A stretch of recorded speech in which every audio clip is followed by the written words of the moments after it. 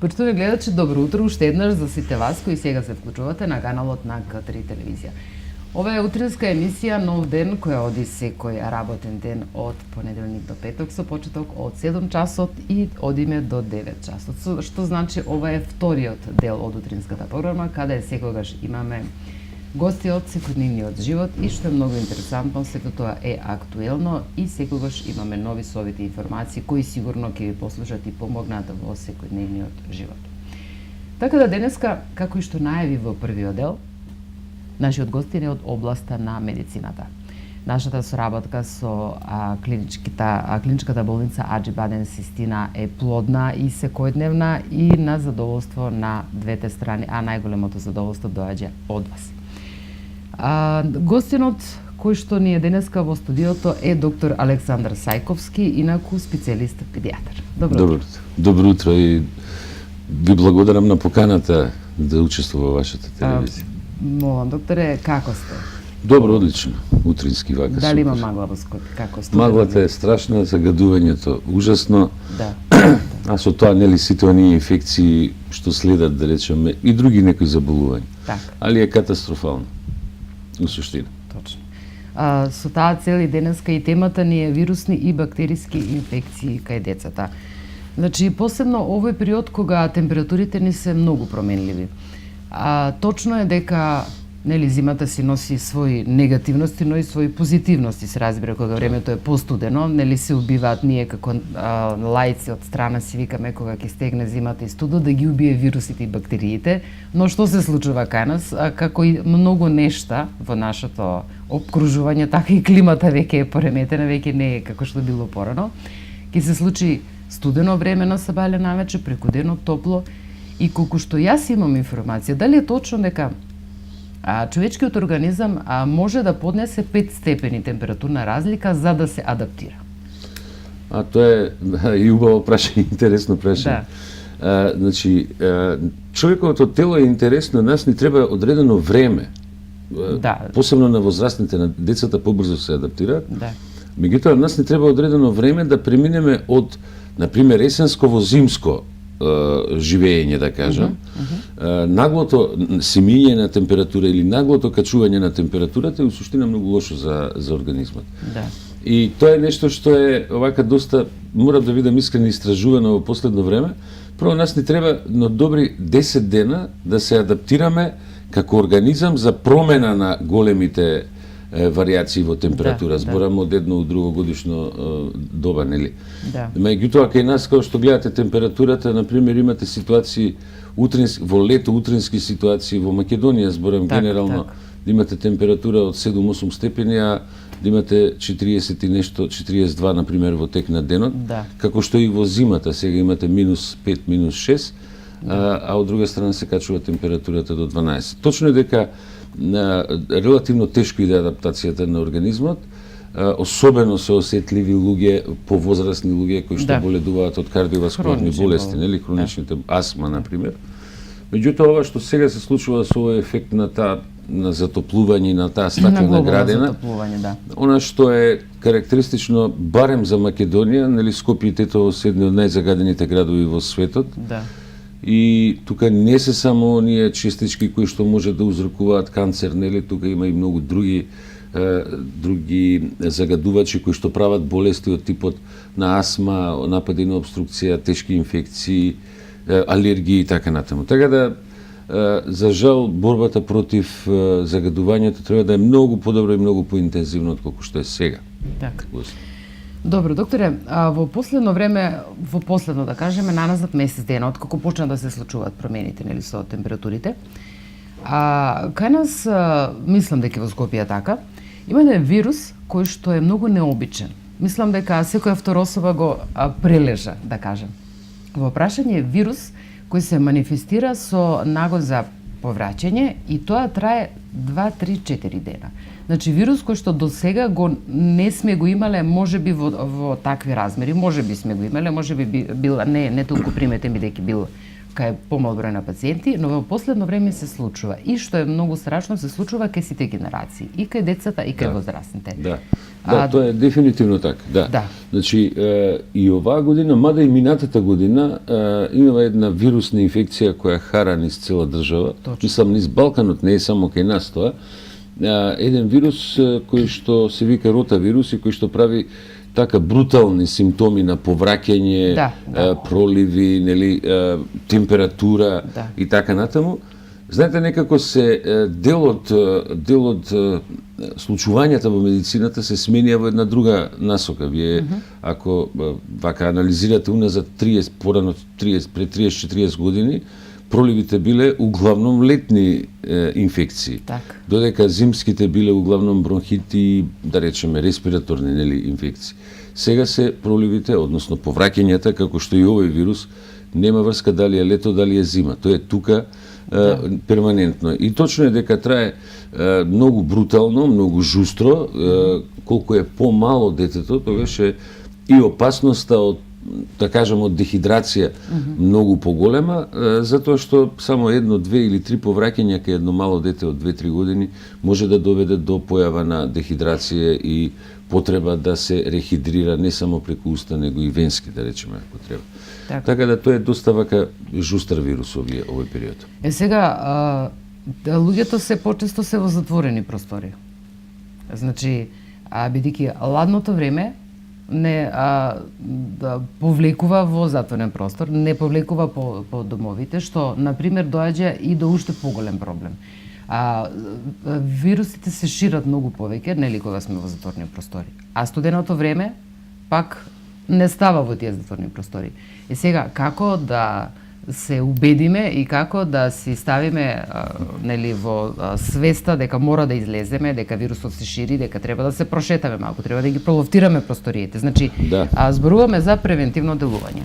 Како да го спречиме ширењето? Веќе вирусот не можеме да го сопреме, значи треба да превенираме, превентивно да делуваме. Да, знаете, како се насмеав, морам да ви кажем, затоа што ова што го велите се затвараме во станови, во куќи, нели, не излагаме надвор, на две компоненти. Едната е, например, чисто вака ради информација, во скандинавските земји, каде што во принцип во Европа е релативно и најладно, нели? Педиатрите препорачуваат за децата, зборам за новородени деца, не зборам за деца од 3 години. Педиатрите препорачуваат секојдневно детето да се изнесе да шета барем 1 час надвор. Значи во зима, лето нема тука збор. Забрана за излагање надвор има само тогаш кога температурата во надворешната средина, значи надвор, ќе падне под минус 23. До минус 23 секој дете мора да се изнесе барем 1 час да се шета надвор. Зборам и за новородени и за доенчиња, да не зборам за деца од предшколска возраст. Кај нас кога ќе дојде температурата 2-3 надвор, сите се затворени со капи, со шалови, нели, со чаеви и такви работи. Затоа, у принцип се насмеев. Од друга страна, има еден проблем, морам да бидам искрен, она што го загатнавте уште на почетокот, ова аерозагадување, реално ни прави проблем сега.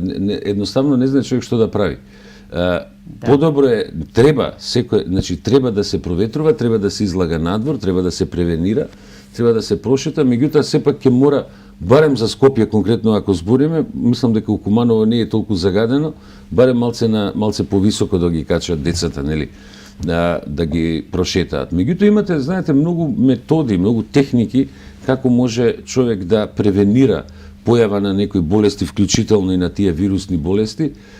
Такви се, например, да се користат средства кои што помагаат за зајакнување на имунитетот, средства кои што го подигаат едноставно имунитетот. Имате од природни до фармацеутски препарати кои што се користат за тоа. Да се среди околината во која што живее, нели, да се покрај проветрувањето, например, да се направат некои методи со кои што се прочистува воздухот, да речеме, и средината во која што се живее, односно дома. Така да, денеска веќе, мислам не само денеска, има многу начини кои што може да им се помогне, особено на децата, да не се повторуваат инфекциите. Во тие, например, во тој дел имате, као пример, да речем, имате некои природни производи, значи користење на некои природни производи, користење на некои фармацеутски, на лекови, да кажем, нели? Кои што го подигаат имунитетот. Впрочем, главниот проблем за имунитетот и за инфекциите е тоа што децата во првите 6 години од животот имаат послаб имунитет. Тоа е како што и, да речеме, возрастните луѓе над 65 години исто така имаат послаб имунитет. И кога тој има еден дел од тој имунолошки систем што се вика ТХ1 одговор, тој е послаб кај децата, послаб и кај старите лица. Меѓутоа, неговото зреење кај децата, ние треба да му помогнеме побрзо да созрее, затоа што дефинитивно има голема промена во структурата на вирусите, во јачината со која што оние прават инфекцијата, така да наша задача е у принцип тоа да им помогнем, да им дадеме од тие препарати да ги пијат. Така. А рековме, оваа година некако многу бргу ни дојдоа вирусните инфекции. Сите некако очекувавме после Нова година, или според оние податоци кои што ги имавме во овој период, да кажеме, некаде после Нова година или во февруари. Така некако, тој месец дека најкраток ни е месецот и некако го преживуваме тој месец повеќе во затворени простори кога ќе завршат сите празници и кога децата почнуваат повторно на училиште, кога ќе заврши зимскиот распуст и тогаш некако ни доаѓаат гриповите настинките, тогаш не напаѓаат, да кажеме она инвазивно. Да. Сега вирусот некако многу рано ни дојде. Сега дали овој вирус ќе прерасне во грипови, а како се манифестира кај децата? Да, добро, ова е интересно прашање од кој аспект. Навиките, односно нашата мисла дека гриповите доаѓа во јануари, февруари, треба да го смениме. Да. Значи, тоа доаѓа порано сега веќе. Да. И затоа, да речеме, особено, например, за оние луѓе кои што се со хронични болести, да кажеме, вакцинацијата е за грип многу битна. Тоа е една од најдобрите превенции. Меѓутоа, знаете како, јас сум сигурен дека и покрај тоа што сега го имаме таа ротавирусна инфекција во овој период, дека ова само ќе продолжи понатаму во јануари и февруари, дека ќе нема да има пад на болните со грип, например, или со ротавирусни инфекции, затоа што едноставно таква ни е средината, загадувањето ни е такво, температурата е таква, значи, еве, утрово прочитав дека температурата во Македонија ќе биде до Нова година овака релативно висока за овој период од годината и нели нормално е, може да се очекуваат сите овие инфекции кои што може да се јават во овој период. И сега затоа принципот на, ни го викаме имуномодулација, значи принципот на подигање на имунитетот кај децата или и кај возрастни луѓе кои што имаат нарушен имунитет е многу битен за да се избориме со тие инфекции.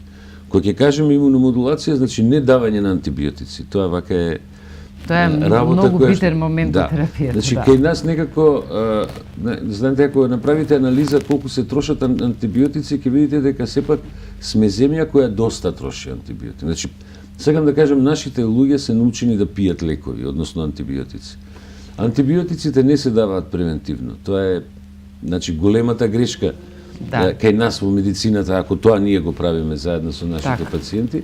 И ние, во суштина, треба да го избегнеме давањето на тоа превентивно, па и да речеме и во ситуации кога имате болно дете, кога има и температура, 90% од инфекциите во предшколска возраст, например, па дури и во школска возраст се вирусни. Тоа едноставно значи дека ако сум ја денеска во амбуланта, ако имам 10 деца, болни зборам, 9 не треба да добијат антибиотик. Ако 5 добијат антибиотик, значи нешто е проблемот у мене, нели? Така. Сакам да кажам дека и нашите родители треба да сватат, иако ние долго време зборуваме во педијатријата, дека нерационалната употреба на антибиотици води до катастрофални последици за нацијата, уопште за децата. Денеска, например, последно време гледам, има и многу голема мода да се користат антибиотици во вид на капки за нос. значи се става во... За таа мода ние не знаеме. Не, Ајде има, да има. слушнеме. Интересно да бидеме модерни. Во капки кои што се користат како капки за нос, се става ампула од еден антибиотик и тоа се капнува во нос. Тоа, по принцип, во Европа никој не го користи. Тоа не е метод на лекување на инфекции на носот, да кажем.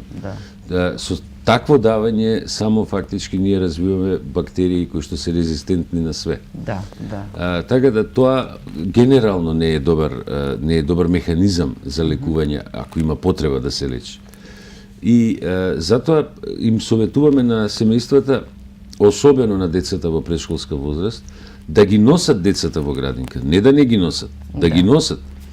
Меѓутоа, кога се болни, нели, тогаш да не одат, меѓутоа, за да не бидат болни, да користат тие имуномодулатори, што ги викаме, нели, одредени лекови и помошни лековите средства, кои што го подигаат имунитетот.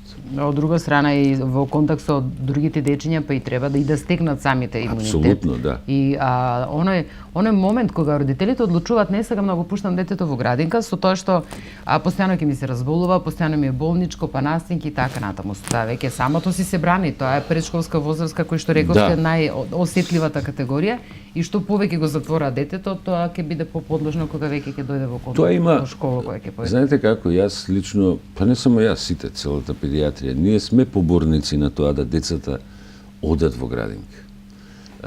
Знаете зошто? Затоа што во првите 5 години од животот ние како родители, да речем, родителите директно влијаат во формирањето на карактерот на детето. Над 5 години веќе карактерот е формиран. А дете кое што седи само дома и дете кое оди во градинка има разлики во формирањето на карактерот. Знаете, децата треба да се научат дека се социјални суштества. Они во градинка ќе видат и посилно дете, и поголемо, и помало, и послабо. Мора да се почнат да се снаоѓаат да живеат што викаме на улица. Не може да биде заштитено вечно од тато и од мама. Додека дома ги си гледа турски серии со баба, нели? Тоа најчесто.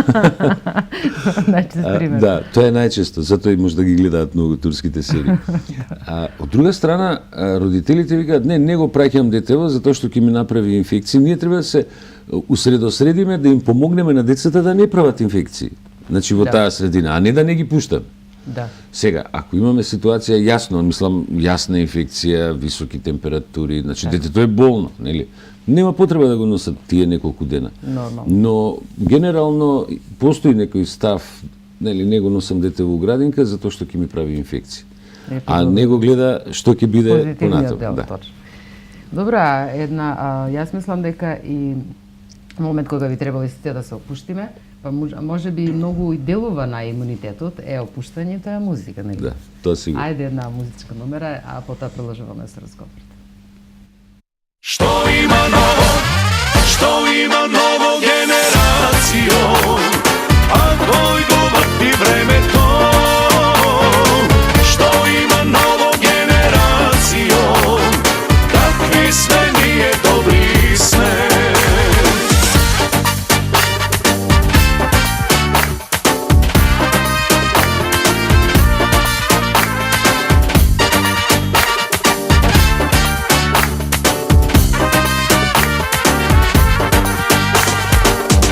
Сите добри времиња, заедно што ги минавме, не ке лошо да заседнеме, како што ние знаеме.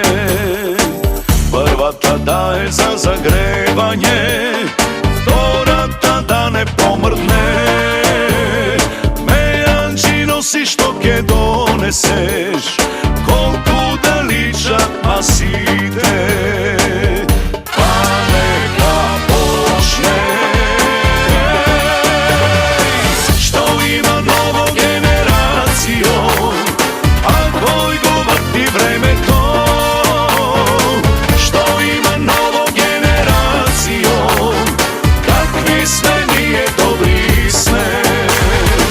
Што има ново генерацијо,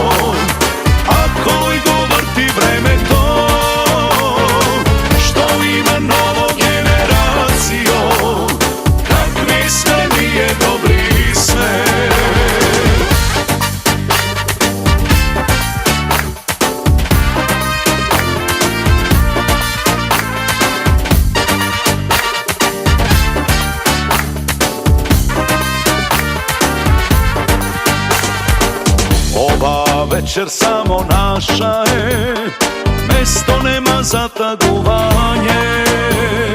Ponešto i ke si pokaže me, komu ide, komu ne ide.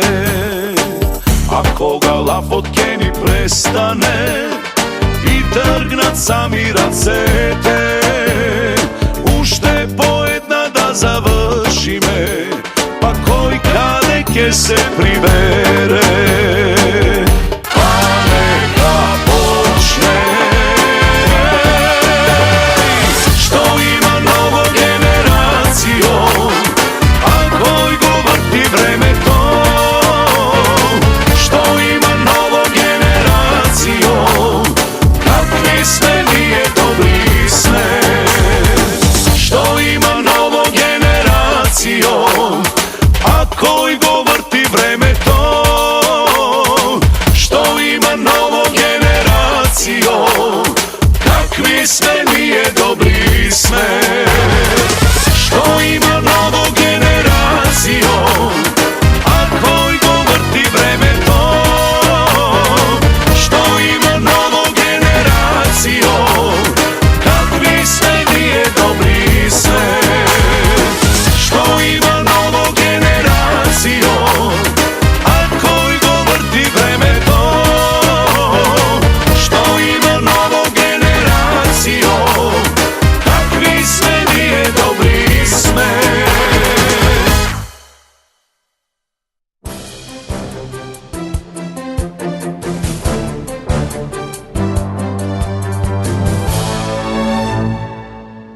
Ете така. Се враќаме повторно во студиото на К3 телевизија со нашиот денешен гостин доктор Александра Сајковски, специјалист педијатар.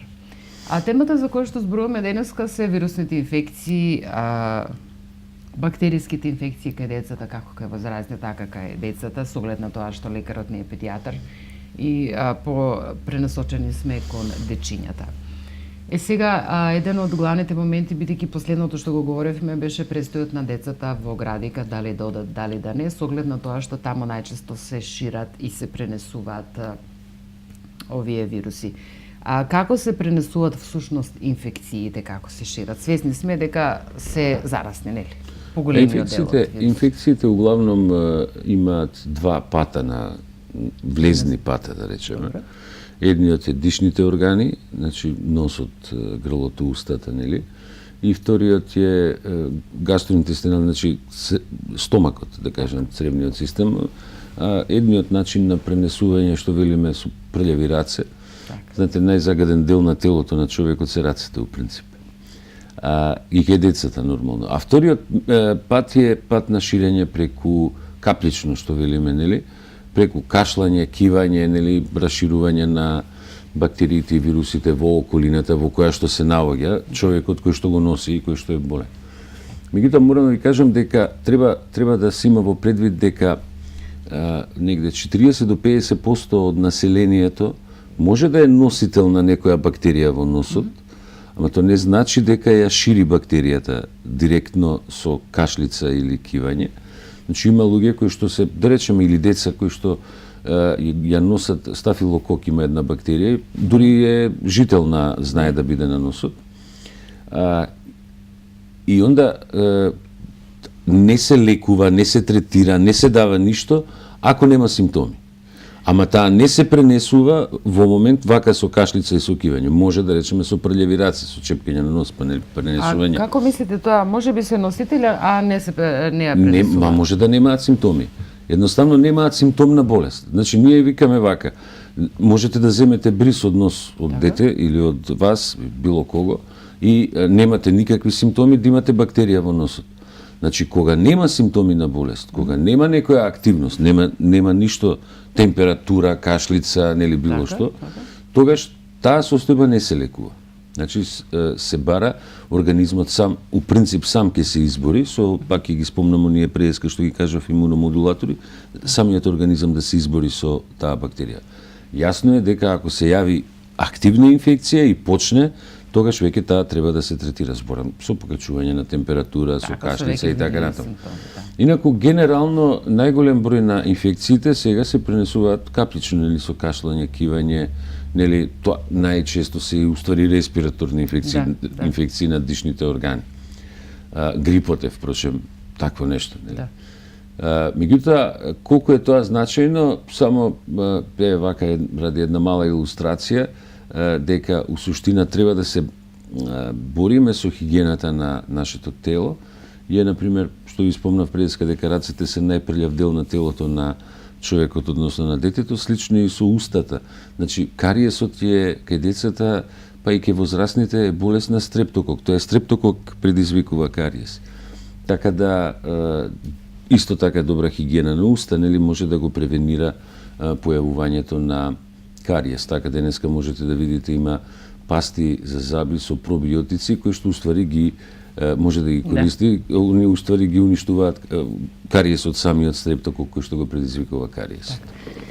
Рековте дека не се третира веднаш со антибиотици, нели, кога веќе ќе се препознаат симптомите. Но нешто што е многу важно, што сакам да вие како лекар да апелирате до нашите граѓани, да не се употребува на своја рака, посебно не антибиотици. Бидејќи имаме многу примери, еве, да кажеме, јас што не сум лекар, па слушам од пријатели, од луѓе кои јас ќе земам, ова ќе си пием, јас превентивно ќе си реагирам, јас си знам антибиотик кој користам и така натаму. Значи, сакам да потенцираме на штетноста и на негативноста од самото лекување. Знаете како, има еден интересен феномен. Откривањето на антибиотиците 1928 година од Флеминг, сосема случајното откритие, прв пат е едно од најголемите достигнувања во медицината. Прв пат се применети 42 година, значи кај војската, пеницилинот почнал да се користи, а во кај цивилното население 1945 година, после Втората светска војна, со завршување на таа. Значи, откривањето на антибиотикот, откривањето на анестезијата и откривањето на вакцините се веројатно најголемите 3 научни достигнувања во медицината за општото здравје на човекот. Тоа се 3 откритија кои што го продолжиле животот на човекот многу. Меѓутоа, зборот антибиотик, знаете, доаѓа од стариогрчките зборови антибиос, односно против живот. Антибиотикот некого убива. Го убива, значи ги убива бактериите. Да. Механизмите, сега тука да не зборуваме за тоа како делуваат, нели, не е тоа толку битно општо вака земено. Меѓутоа, ние ги зимаме и ги даваме антибиотиците за да лекуваме бактериски инфекции. Они делуваат само на бактерии. Они не делуваат на вируси, не делуваат на гливици, значи посебни се лековите за нив. Така да, користењето на антибиотикот, кога некој има грип, да го дадете антибиотикот е греот. И затоа е потребно да биде под контрола поинтензивна и да не се даваат антибиотици без согласност на педијатар, односно лекар, кој што ќе биде во консултација. Не е тоа заради некого да го малтретирате, да оди до лекар или до педијатар па да се враќа, него затоа што нема потреба. Значи, ситуации кои стварно нема потреба да се дава антибиотик. Еве, спомнавме на почетокот на емисијата вирусната инфекција со повраќање и пролив, што е сега присутна. Па замислите, на таква една вирусна инфекција, која ќе дадете антибиотик, мислам, тоа е уште по-лошо. Поголем проблем. Така да, од тој аспект, стварно би апелирал да не се користат такви непотребно.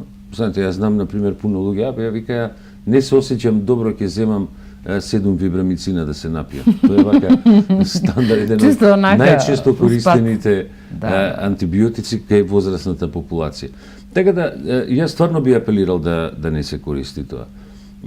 Само во консултација со педијатар, со лекар, во суштина. Доктор Сајковски, сакам да ни објасните разликата помеѓу вирусна и бактериска инфекција. Препознатливо вака. Која е бактериска, која е вирусна? Некогаш знае да биде доста проблематично. Нели, обично вирусните инфекции се пратени и едните и другите може да бидат пратени со температура, ако се горни респираторни со кашлица, например, секреции од нос. Меѓутоа, по принцип, ние можеме релативно лесно да откриеме дали е вирусна или бактериска по типот на секреција, однос по самите симптоми што се појавуваат, по некои лабораториски анализи како што е крвна слика, таму има и една тест се вика CRP. Значи релативно брзо може да се открие дали клинички вака мислам да се открие дали е инфекцијата вирусна или бактериска. И се разбира се да не претеруваме едните и другите идат со температура. Може да идат со температура. И треба да идат со температура. Температурата е одбрамен механизам на телото. Показател дека се случува нешто. Дури има еден феномен интересен кога ќе дојде например 38 со 5 температурата, во првите 6 часа се ослободуваат повеќе од 3 милиарди леукоцити кои што идат на местото на инфекцијата. И сега вие ако му дадете на вашето дете да се напие лек против температура, тие леукоцити нема да се ослободат. Значи нема да тргнат, како војска тргаат на местото на инфекцијата. Сега особено пак, ќе речем, ние им даваме плюс на децата, например, им викаме да внесат витамини, да внесат овошје, зеленчук, минерали, олигоелементи за подигање на имунитетот и ги спремаме да се спремни за инфекција, а малце ако качат температура, ние со давањето на тие лекови за покачување на температура, да кажеме, не дозволуваме да детето се одбрани. Процесот на одбрамбеност на организмот. Добро, интересно е во зимскиот период сега, последно кога веќе почнат климите да работат. Постои една бактерија наречена легионела, нели? Која што наназад неколку години се прошири на нашиве простори. И сега постоеше мислење со оглед на тоа што името е легионела, нели, дека ја донеле легионари. А со оглед на тоа што во Кубано задните 20 години имавме печалбари кои што заминуваа на истокот во Афганистан и Ирак и сега наводно тие луѓе ја донеле таа бактерија тука. Додека да се разбие целиот тој момент, да се објасни на граѓанството дека нема врска со легионарите, со легионела, дека и ние користиме клима уреди тука и таму се спие со клима уреди, што не е едно со друго точно. Некако не се ни случи проширување на легионела. Имавме само 12 случаи во тој некој период многу страшен, само 12 случаи на легионела, што сакам да објаснам.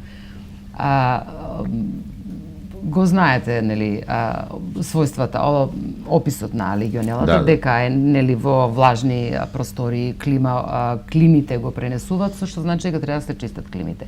Проблемот беше симптомите на легионелата како бактерија е интересна со тоа што многу споро се лекува. Да. Значи, покажува присутност, па не покажа, па кога ќе се излечи покажува на пнеумослайд тестот кој што се прави, присутност и неприсутност. На кој начин се третира? Оваа година и минатата година имаше многу деца кои што имаа мешани инфекции вирусни, аденовирус, инфлуенца, со легионела или со микоплазма. Да. Никако не можеше да се одели кое што е. Тоа се тие неспецифични микроорганизми, легионелата и микоплазмата, кои што може да предизвикаат богами добра солидна инфекција. Да, многу опасна инфекција. Но она што е карактеристично да кај децата тие се појавуваат углавном кај школската возраст. Повеќе кај деца во школска возраст отколку кај предшколска возраст. Значи зборам не дека не се појавуваат, али нешто повеќе. Почесто, да. Сега легионелата и микоплазмата се веќе состојби кои што веќе ако има инфекција која што е симната према плуќа, треба да се третира со соодветни антибиотици, тука нема дилема. Најчесто се открива покрај оној клиничкиот преглед и пнеумослайд и друга лабораторија.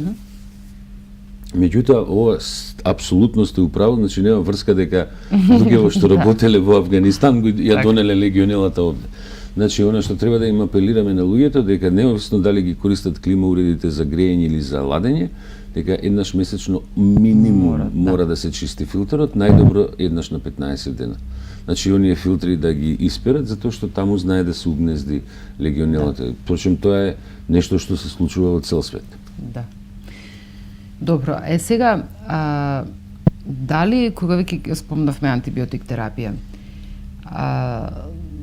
до 6 години, рековте, дечињата си го стварат имунитетот, ојачаваат, нели? но во кој момент на новороденчињата може да им се даде антибиотик терапија? Антибиотска терапија кај новородените деца се дава само и исклучиво ако имаме знаци за тешки инфекции. Значи, ние колку се децата помали, толку изборот на лековите што можеме да ги даваме, особено на антибиотиците, е помал. Да. Значи, се помал и помал. Само кога има јасна бактеријска инфекција. Така. Најголем проблем се случува како кај возрастни, така и кај децата.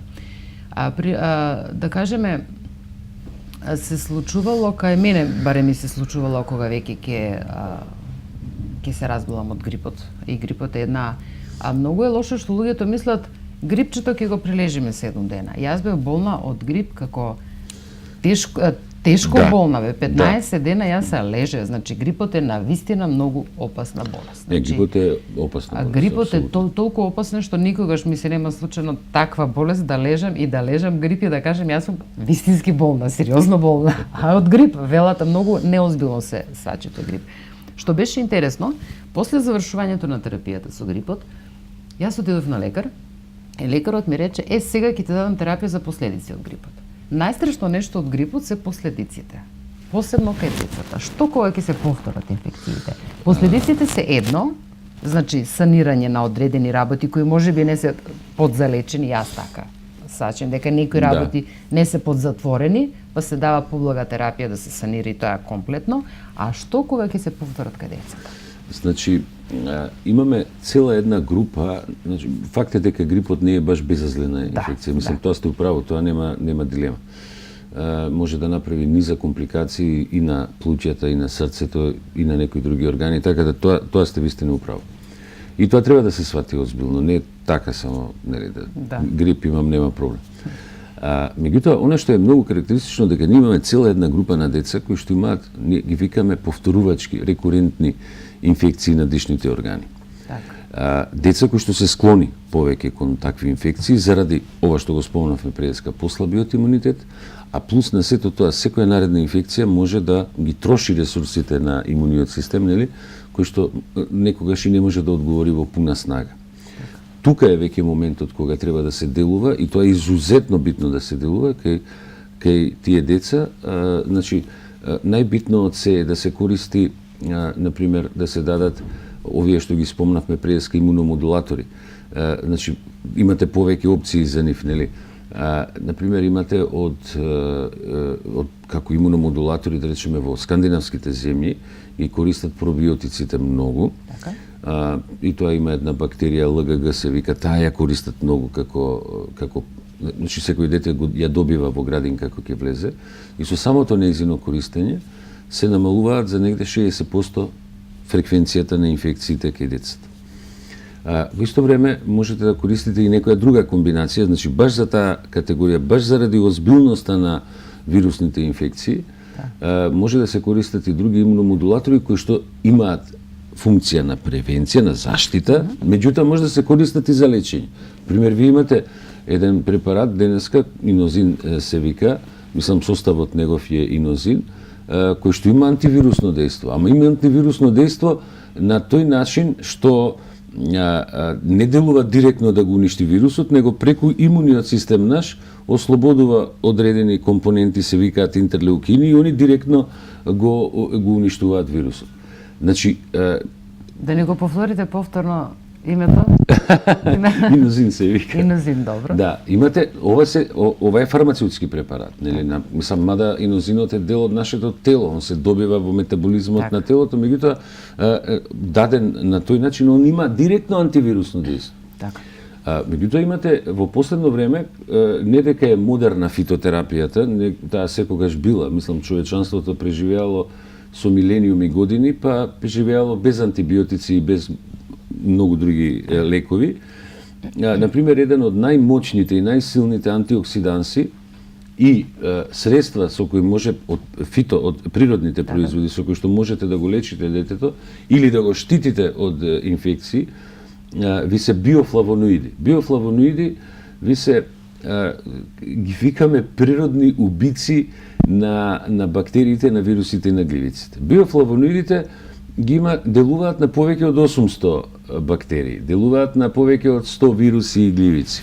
И сега, ако ги давате биофлавоноидите, значи нема проблем никаков, нити има резистенција, нити прават резистенција микроорганизмите, немаат време да направат едноставно, а нивниот механизам на користење е многу едноставен. Најдобриот, да речем, извор на биофлавоноиди вие од фитопрепарати вие маслото од семка од грејпфрут. Значи природното масло од семка од грејпфрут. Ако ме прашате, уште од озгора беа едни пациенти ме прашаја како уопште може да се добие тоа, па тоа ви викам нус производ од производство на сокот од грејпфрут, од цитронот, у суштина тоа што останува од семките се прави тоа природното масло ладно цедено. Тоа делува на повеќе од 800 бактерии. Значи биофлавоноидот. Сега таму има и други компоненти, има и стероли, има и витамини, нели, не е само биофлавоноидите. Меѓутоа сакам да ви кажам дека и ние во Систина имаме навистина една фрапантно голема бројка на деца кои што доаѓаат и кои што имаат такви повторувачки инфекции.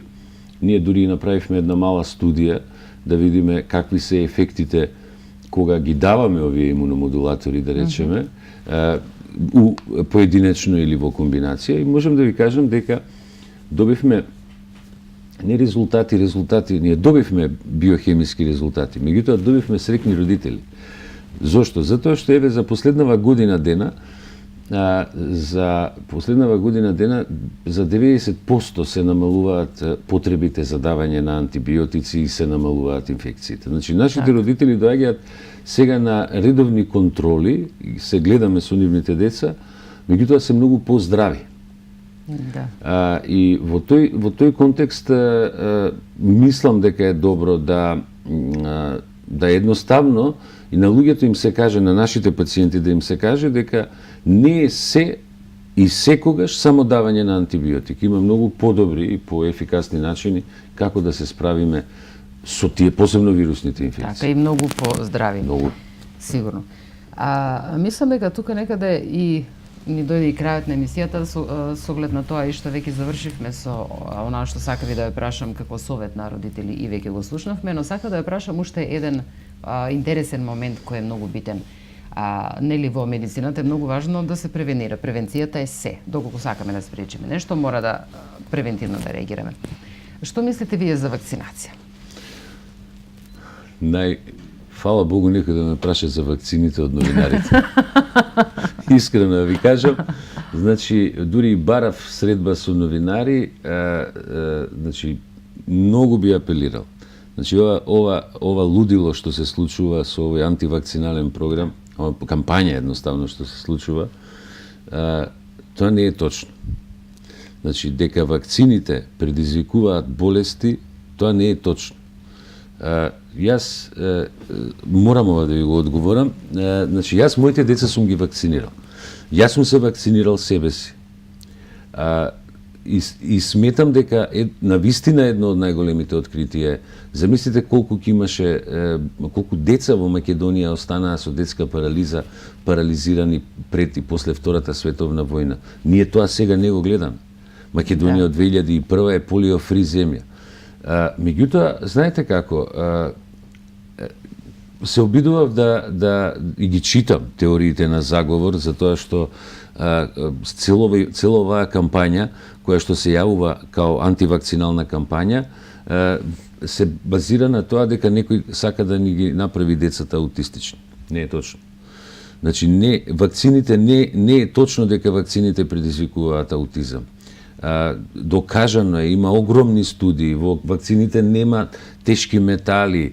Значи, јас сум барал, дури морам да ви кажам, чиста медицинска дискусија на телевизија со некого кој што е во антивакциналната програма, јас нели не ние да се караме, меѓутоа да ги издаде, да ги кажеме фактите и аргументите, па нека публиката процени кој е управо, кој не е управо. Значи, верувате ми дека поголемо зло му се прави на човечанството без вакцини, отколку со самите вакцини. Јас сум сведок, ја имам доста години, јас сум сведок какви све ефекти има самиот процес на вакцинација. Па впрочем, Македонија после Втората световна војна имаше 130 промили смртност, значи на 1000 деца 130 умира, углавном од инфективни болести. Сега тоа е паднато на 10-12. Мораме да бидеме искрени дека тоа огромен резултат, еден од резултатите е и вакцинацијата. Да. Така да, јас топло советувам практично да се користат вакцините. Вакцините навистина многу ќе ни помогнат. Сега има и нови вакцини, видите, по светот се вакцинираат деца за некои болести за кои што може да се заштитиме. А впрочем, ја да поставам едно прашање, може и вака пред целава публика. Се појави информација дека Србија воведува вакцина кубанска против канцер на плуќе. Да. Значи, тоа е вакцина. Значи, иднината на медицината е во превенцијата.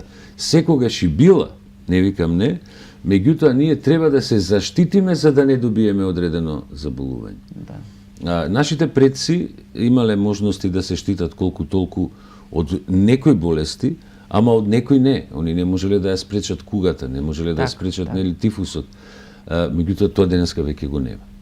А едно од средствата со кои што се излечени многу болести се и вакцинациите. Но знаете што, не знам од каде излезе сета таа фама околу вакцинацијата, со тоа што има еден многу голем проблем во Министерството за образование што се случува во училиштата. Например, ние како родители ќе добиеме дома известување и да подпишеме одобрување дали сме за вакцинација на девојчиња, пошто јас имам керка на 12 години да се вакцинира против ХПВ. Да. Сега, во некое наше време, кога била вакцинација, немало одобрение од родители. Тоа е законски задолжително и децата се вакцинираат.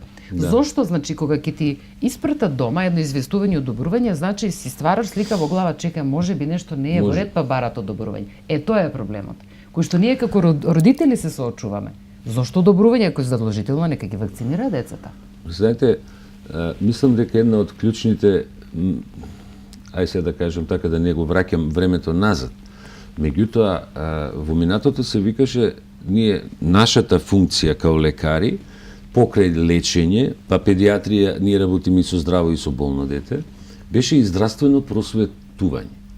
Значи, здравствена едукација. Сега тоа денеска не е просветување, е едукација. Ја имав лично еден план, да кажем, еден програм, дури и комуницирав со Министерството за здравство, да влеземе во градинките, како педиатри, во школа. Да седнеме да разговараме со родителите, да им кажем што е што, како треба да се борат со инфекции, како треба да се борат со заштита со вакцините, кои се проблемите од вакцините, какви се, значи да збориме отворено. Нема тука дилема. И мислам дека, знаете како, држење до тоа формално, дај подпишите ми согласност, ја многу тоа е формална работа. Тоа е формален папир. Да се заштитам себе си дека вие сте се согласиле да прими вакцина. Не, ја треба да разговарам со вас како родител, односно со родителите, значи ние треба да спроведеме акција да медицината, односно педиатријата влезе во градинките, влезе во школите и разговара и со децата и со родителите нормално. Кога таа фама на тој начин ќе се отвори, мислам дека ќе пукнат сите работи, многу полесно ќе биде сигурно. Докторе, за крајот, значи, упативме и апел, реагиравме, мислам дека до некаде допревме до свеста и на родителите, а и на дечињата, а за дечињата е многу важно да си ги мијат рачињата, да си одржават нивната нега самите, не само оние кои што се во училиште, и тие помалите, бидејќи знаат и тие во градинките си имаат своји навики. Јас се надевам дека, почитувани гледачи, одговоривме на темата која што не беше поставена за денеска. Се надевам дека ви дообјаснивме нешто што се однесува со вирусните и бактеријсните инфекции кај вашите дечиња. Инаку, може би малку многу повеќе сака за вакцинацијата да проговориме, но мислам дека ова е сосема доволно кратко и јасно од нашиот доктор Александар Сајковски да ве натера на размислување. Значи, доколку сакате вашите деца да се поопуштени и да не размислувате негативно, туку размислувате како што ве советува медицината. Докторе, јас ви благодарам на вашето учество денеска. Благодарам. Јас се надевам дека ја заокруживме темата која што не беше поставена, го кажевме она што беше најважно. Уште многу работи има да се зборуваат, дискутабилно е многу, но се надам дека во главном одговоривме на она што и не беше поставено. Благодарам уште еднаш. Тука е крајот на денешното утринско издание Нов ден, почитувани гледачи. Се надевам дека бевме доволно атрактивни и интересни да останете со нас до крајот. Доколку е така, се гледаме утре во исто време со почеток од 7 часот. Во секој случај, имате убав и пријатен ден.